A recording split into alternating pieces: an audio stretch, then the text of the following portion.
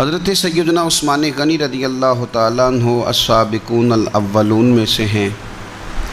بڑے ابتدائی ایام میں جن لوگوں نے کلمہ پڑھ لیا تھا ان میں سے آپ کا شمار ہوتا ہے۔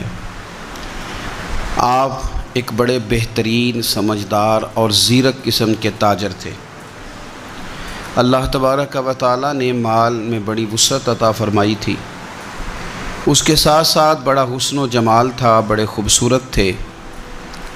اللہ تبارک و تعالیٰ نے اپنی ان نعمتوں سے آپ کو سرفراز فرما رکھا تھا، لیکن جو چیز آپ کے اندر اللہ تعالیٰ نے بہت زیادہ بڑھ چڑھ کے اللہ نے آپ کو عطا فرمائی تھی وہ آپ کی فیاضی ہے، آپ کی سخاوت ہے، آپ کا خوف خدا ہے، اور آپ کے وجود کے اندر، آپ کے ذہن کے اندر، آپ کے لہجے کے اندر اللہ تبارک و تعالیٰ نے شرم و حیا کو کوٹ کوٹ کے بھرا ہوا تھا۔